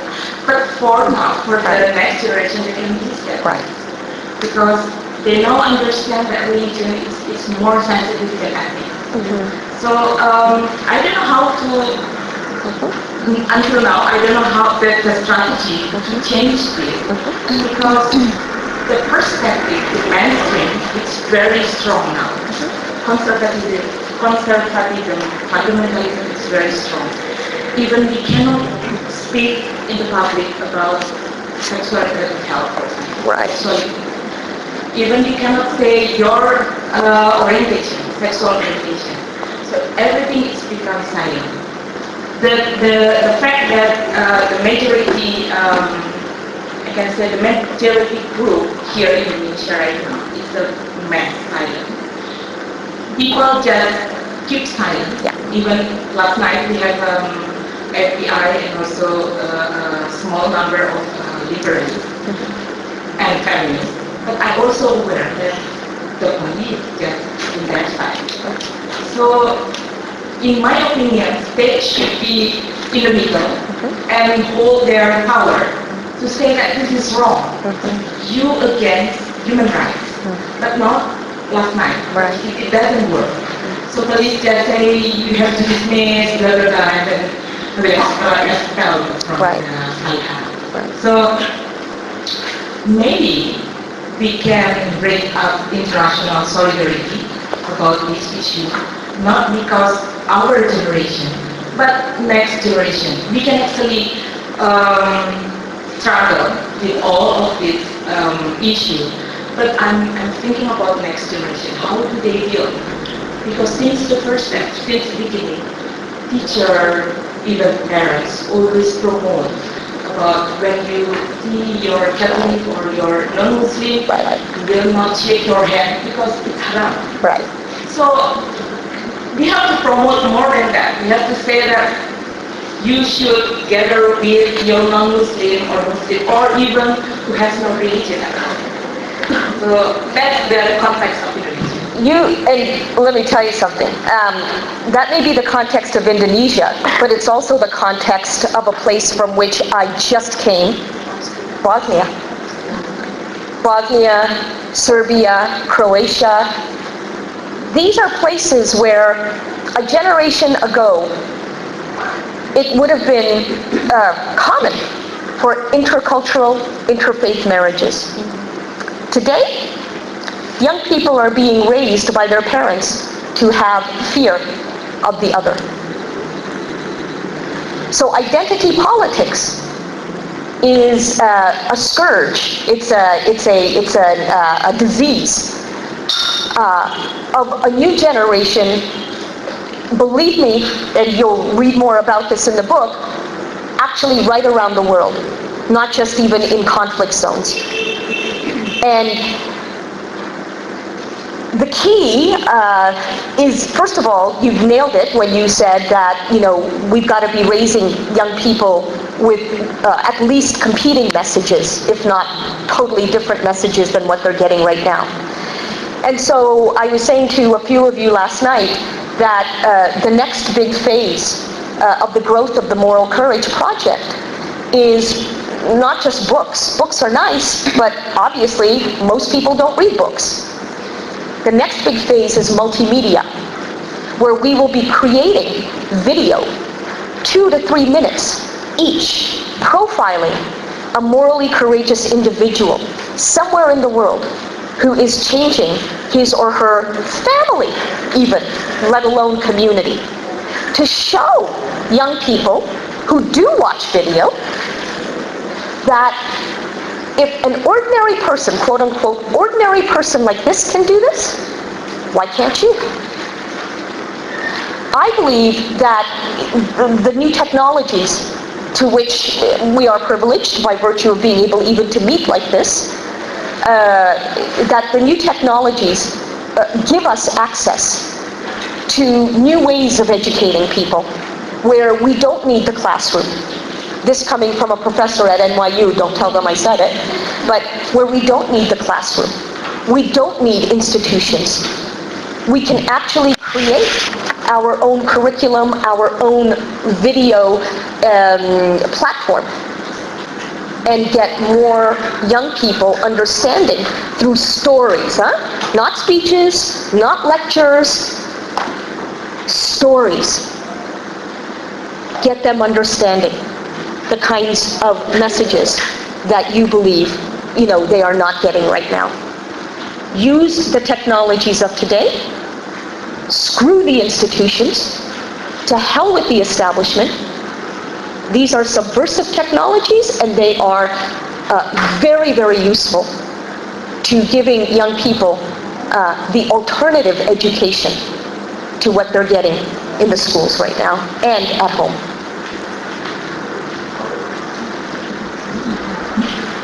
Ya, saya kira kalau tidak ada lagi, ada yang mau satu lagi penanya atau satu lagi yang ingin memberi komentar? Satu lagi, this is our last question. Okay? Satu lagi, 2 lagi. So, second last question. Ya, silakan. Nama saya Eka. Saya ini saya aktivis ibu rumah tangga, pekerja juga. Mungkin saya lebih bangga mengusia saya ibu rumah tangga. Saya itu dari seorang perempuan. Saya sangat berterima kasih Irshad bikin buku ini. Saya bersyukur saya menemukan buku ini karena mengubah perspektif saya. Tadinya saya sempat merasa rasa kehilangan keyakinan pada apa yang selama ini saya percaya sebagai agama saya. Karena kok banyak sekali dan kok banyak sekali hal-hal yang menurut saya di luar nalar. Bagaimana saya harus menerangkan kepada anak saya ketika ada berita, karena saya pasti akan membaca berita ketika ada berita katakanlah banyaklah berita-berita tentang orang yang bilangnya membela Islam tapi kok melakukan kekerasan seperti itu ya. Jadi itu sempat membuat saya agak sedikit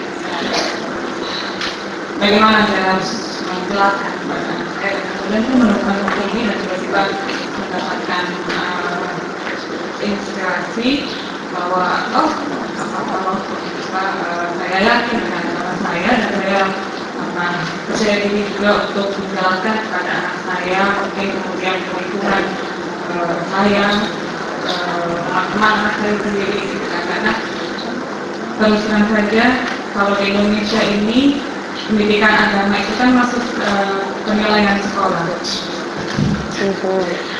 Nah, itu saya harus memberikan penjelasan kepada anak saya, karena yang diberikan dari sekolah berdasarkan kurikulum itu berbeda. Dalam arti mereka seperti di madrasah mungkin ya, kalau kamu nggak percaya sama ini, kalau jawaban kamu, ulangan kamu tidak sesuai dengan buku teks, malah salah gitu. Padahal yang ada di konteks bisa salah juga. Seperti itu tantangan buat saya, tapi dengan ada seperti ini saya bisa mungkin lebih percaya diri lagi untuk menjelaskan kepada anak saya. Saya akan sabar baca buku yang terbaru. Terima kasih.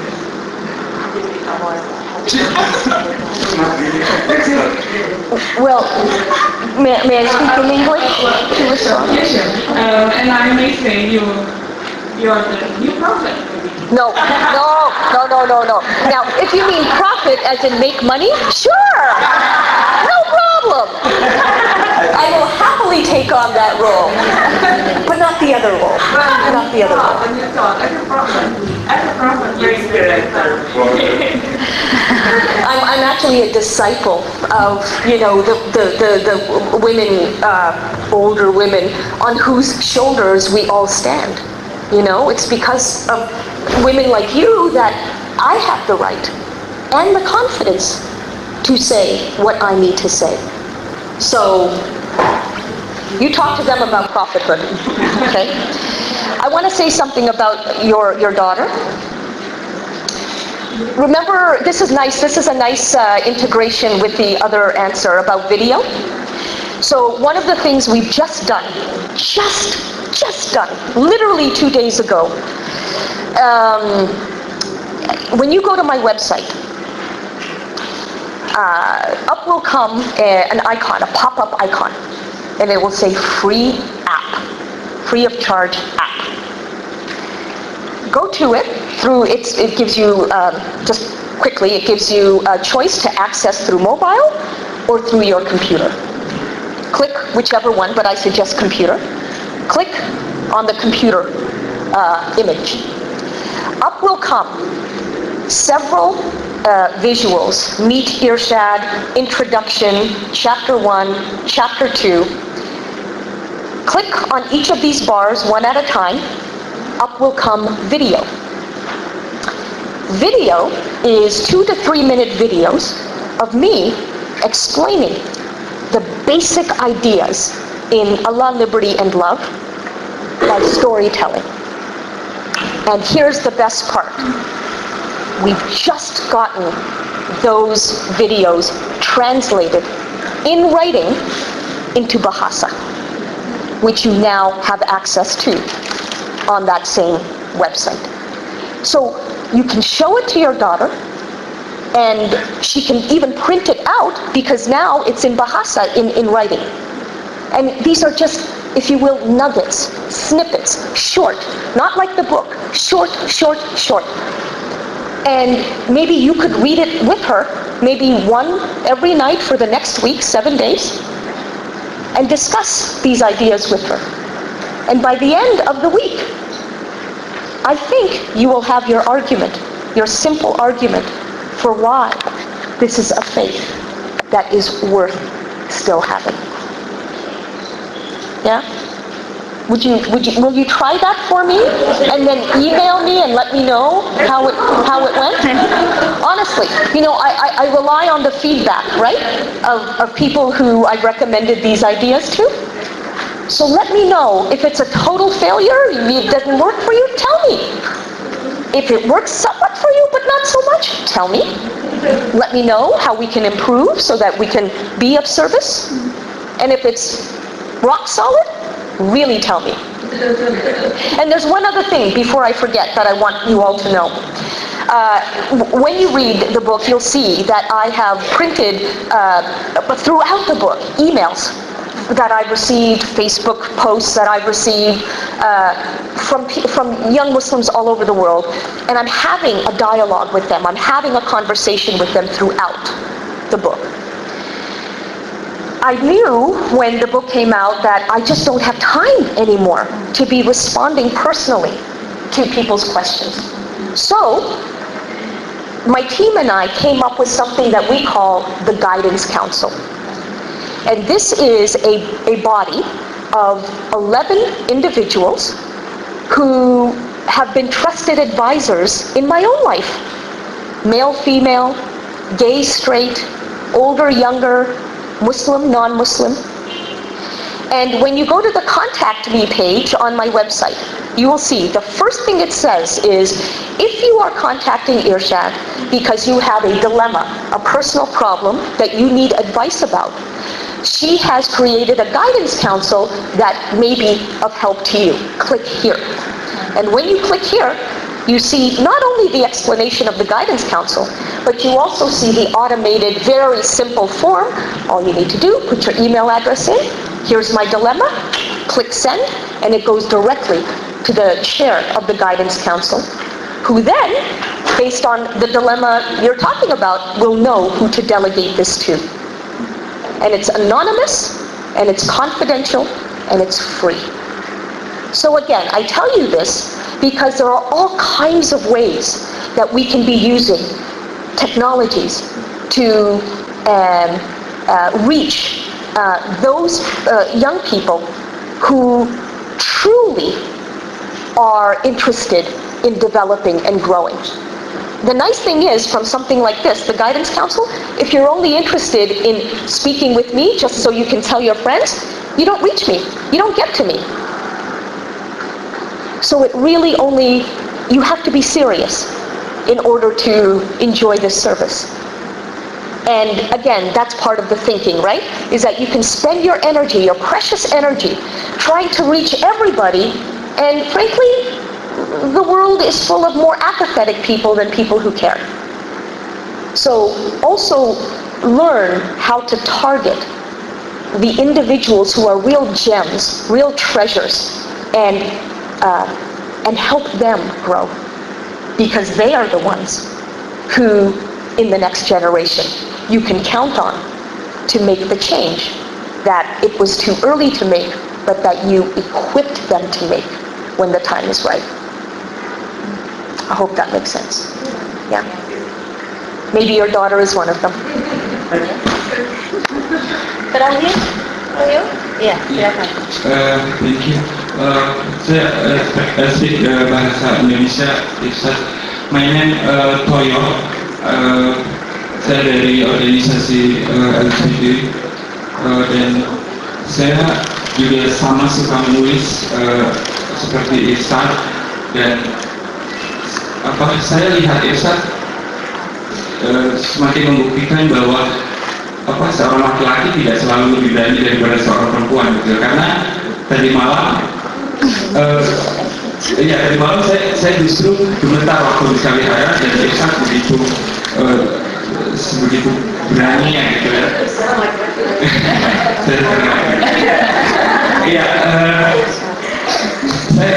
Saya punya trauma, dan saya pernah disiksa oleh polisi karena saya di Aceh, dan saya dibawa oleh teman-teman aktivis yang di sini sehingga saya ke Jakarta.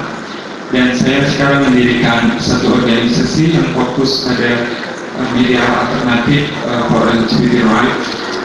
Mungkin bisa buka websitenya ourvoice.org.id, tapi Indonesia bahasanya.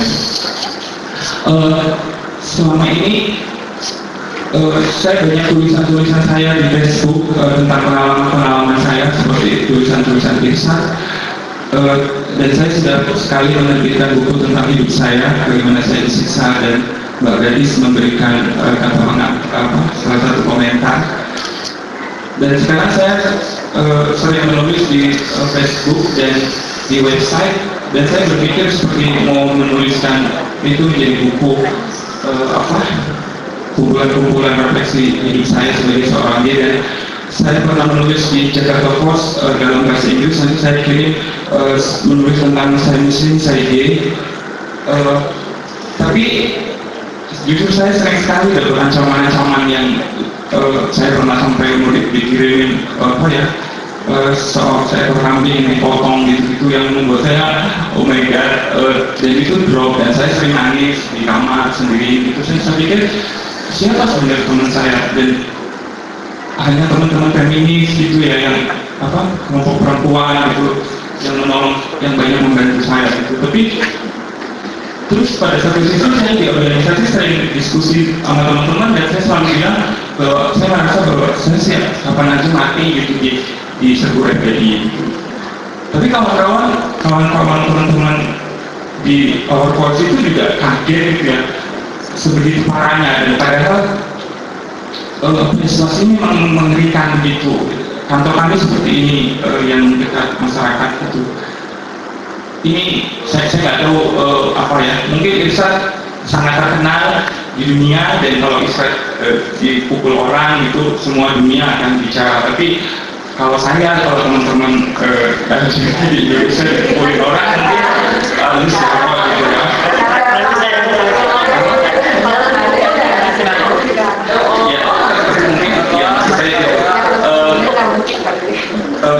Saya cuma ingin share dan sebenarnya saya ingin bikin tulisan saya, tapi justru saya takut sekali rasa ketakutan itu terus menghantui saya karena saya merasa bahwa risikonya sangat besar sekali di Indonesia untuk menerbitin refleksi hidup saya gitu. Saya lumayan banyak, mungkin ada sekitar 70-an tulisan refleksi hidup saya yang sudah terkumpul oleh saya, tapi saya benar-benar gak berani untuk saya cetak itu karena saya menggugat beberapa, mungkin hampir sama tulisan Irshad, saya banyak menggugat Al-Quran gitu ya, maksudnya teks Al-Quran yang menurut saya tidak adil bagi saya. Mungkin Irshad tadi sudah cerita banyak tentang perdamaian, tapi ini konteksnya sangat saya merasa terbebani juga dengan bahwa kawan-kawan juga di teman LGBT bahwa agama menjadi satu persoalan besar gitu, yang menakutkan bagi mereka saat mereka bicara soal gay gitu. Dan di kelompok gay sendiri misalnya saya juga dianggap aneh gitu ya, kamu jangan ngomong agama gitu karena itu membahayakan. Itu sekedar sharing sebenarnya. Terus yang kedua, saya ingin tahu sih sebenarnya apakah Irshad bisa sharing, karena Irshad sering keliling dunia, tokoh-tokoh agama yang di dunia yang khususnya Muslim gitu, yang lumayan LGBT friendly gitu, terhadap misalnya tafsir kalau di Indonesia ada Ibu Musda dan Kiai Hussein, tapi di dunia mungkin ada banyak. Tapi bagaimana perkembangannya di negara-negara Muslim seperti Maroko, Turki, Arab Saudi mungkin nggak usah dibilang. Itu mungkin saya ingin Irshad saya soal itu sih. Itu aja. Thank you, Tori. I think you make a very, very important point that if I'm martyred, the world will know, the story will be covered, the funeral may be televised, but if you are assassinated, you are killed, who's going to care beyond your immediate circle and your family? I think about this a lot. And frankly, let's get even more honest, I know that in some ways, being known protects you. Because even the nut bars, even the crazies realize that if we kill her, her cause will be even stronger. So I have other issues to worry about, but the issue of premature death is a much more, I think you're right, serious issue for you than it might be for me. So first, I want to acknowledge that.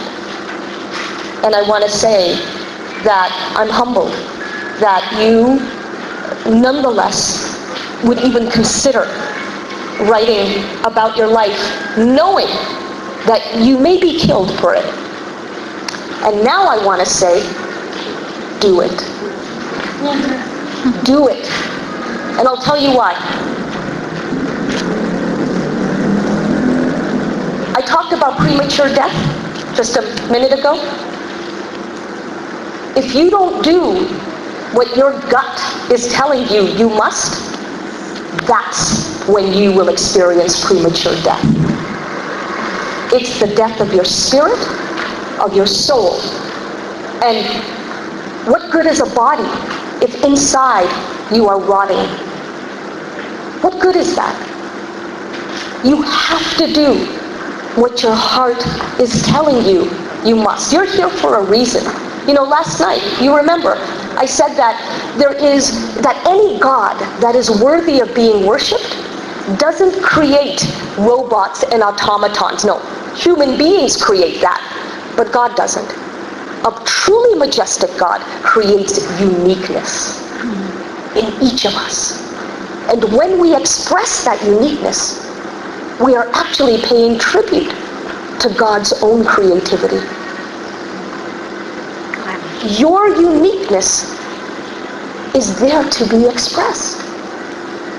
This is your testament of faith to God, and your thank you, your gratitude that He made you with so many different dimensions, not just gay, but so much else, and so much else that other people will never know because you didn't write your memoir and you didn't publish your memoir. You must. And maybe not do it in the form of a book, maybe do it in the form of a graphic novel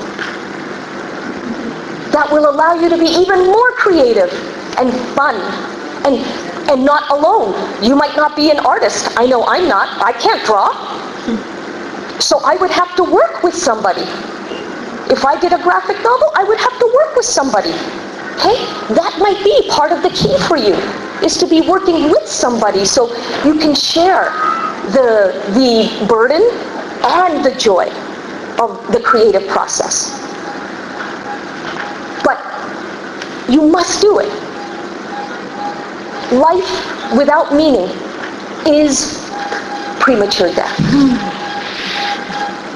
Okay? That's it. Jadi kita tunggu bukunya Toyo ya. Iya, saya kira teman-teman terima kasih banyak, dan kita juga sangat berterima kasih kepada Irshad. Tapi yang saya kira yang penting untuk kita renungkan sekarang ini, kejadian kemarin dan kejadian di Solo, bahwa memang kita sedang menghadapi krisis moral. Tadi Sulis mengatakan ada krisis moral di universitas, ada krisis moral di akan kita juga ya, krisis moral di negara kita ini, tapi terutama krisis moral tentang kelompok, kalau Irshad bilang yang saya suka sekali, dia bilang religious gangster ya. Saya masih memakai kelompok fundamentalis, ternyata itu masih terlalu sopan ya. Ini kita mungkin mesti mengatakan gimana saya ini gangster ya. Thugs. Yang saya kira itu menuntut kita untuk bertindak mau tidak mau.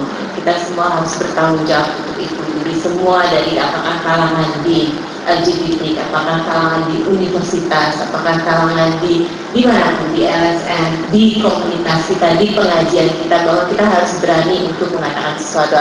Mungkin kita bukan orang Islam seperti dikatakan, saya takut untuk mengatakan, tapi mulai sekarang, karena kita menghadapi krisis moral dan tanggung jawab kita, Mbak Meli misalnya yang di corporate lawyer ini, kita harus mengatakan sesuatu, kita harus berani untuk men-challenge mereka. Ini bukan soal pengetahuan agama, tapi ini soal integritas kita menjadi manusia yang berguna. Saya kira itu yang saya dapatkan pelajarannya dari Irshad, dan buku Irshad sudah datang saya lihat. Jadi kita semua mendapatkan satu buku dari Irshad. Terima kasih. Yeah. Oh, that's nice. Out of here.